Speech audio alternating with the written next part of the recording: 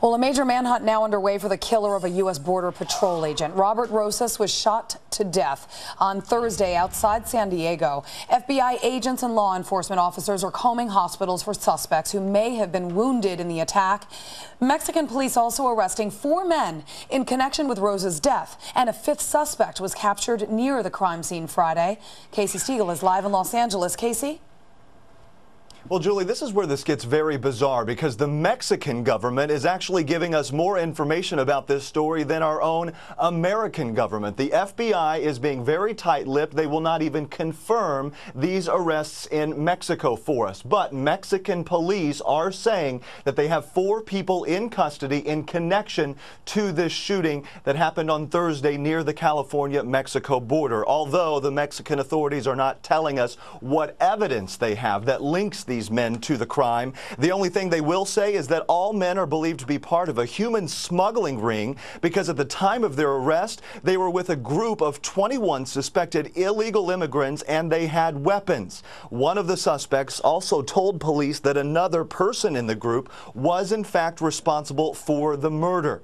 Meantime, American authorities say a manhunt is still underway at this hour and local hospitals around the country are being checked out. That is because police say the killer may have been injured at the time of the shooting and believe he or she may have sought medical attention. And in yet another strange twist to this case, the San Jose Police Department confirming to Fox News that the FBI contacted their department about a possible arrest at a hospital there in San Jose. Keep in mind, that is about 550 miles north of where this all went down Thursday night. No one commenting on whether the arrest there is in fact connected with the murder of Agent Rosas. Meantime, the FBI is offering a $100,000 reward to anyone who can provide information that will lead to the arrest and conviction of whoever committed this heinous crime. Julie? All right, Casey Stiegel, thank you so much. So here's a question. Are federal agents protecting our border now outmanned and outgunned by criminals trying to sneak through? Well, the president of the National Border Patrol Council will give us his take on a dangerous situation, a live interview coming up. The death of a federal agent underscores the danger for men and women patrolling our southern border. Dina Richardson from our affiliate KFOX in El Paso checked it out firsthand. Take a look. We are in danger every day, 24/7.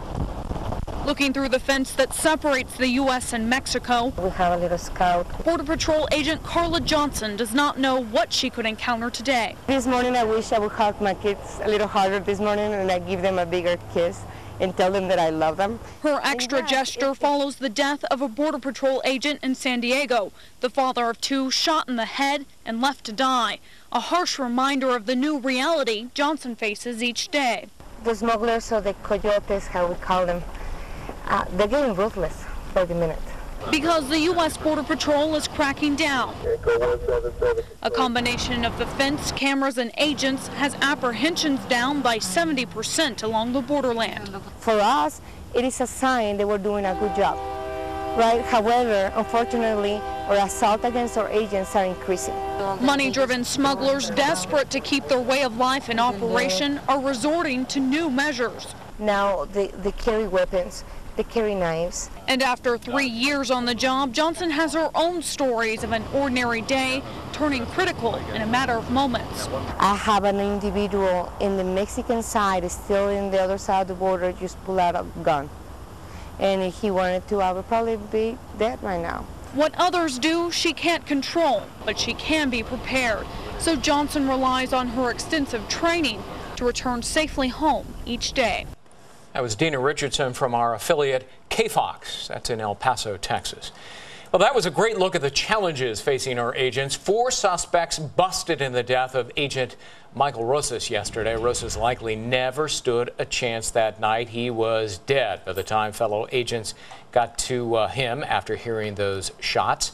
So our federal agents outmanned and outgunned by violent drug gangs looking to sneak into the U.S. Joining us now is T.J. Bonner, president of the National Border Patrol Council. Thanks for being with us, T.J. Is it true that we're just not giving them the kind of support they need and they deserve for putting their lives on the line each and every day for our own safety? Are they outmanned and outgunned? Absolutely. There are 20,000 Border Patrol agents currently, and that's an increase within the past several years of 100%, and yet it's still not enough, because at any given time, perhaps a quarter of that workforce is out there actually patrolling the border, because it's a 24/7 operation.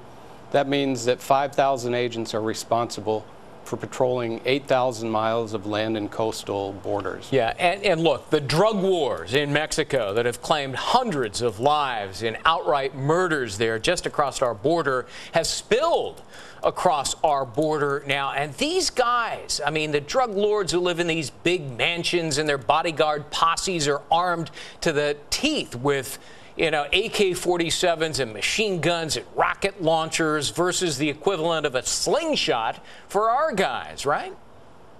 Right. Our guys typically just carry a handgun. Sometimes they'll have a shotgun or a rifle.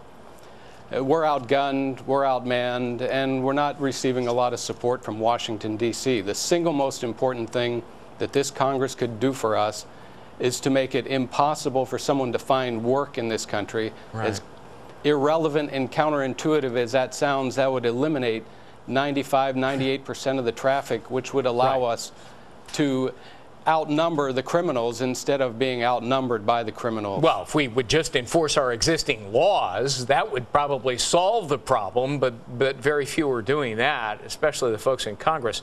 Look, it's more than just being outmanned and outgunned. We have a policy for our Border Patrol agents, don't we, that really puts their lives at risk. It prevents them from being more aggressive towards those who come across our border, right? Well, it prevents them from doing what the name of the organization implies, patrolling.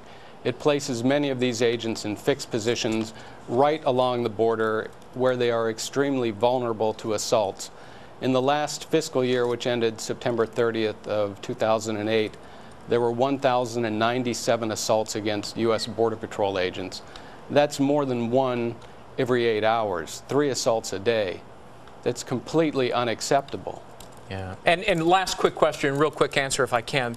This particular agent, Agent Rosas, had left his partner to investigate something that was happening at the border, and he went by himself. Look, when you're an agent, you go to an isolated, desolate area, exposed like that, no backup. We need to fix that. We need to fix that. We need more agents. It's not because he was being a maverick. It's because there are only so many agents that we have out there, and it's not as though that was the only activity going on that night. All right. TJ Bonner, thank you very much for being with us, President of National Border Patrol Council.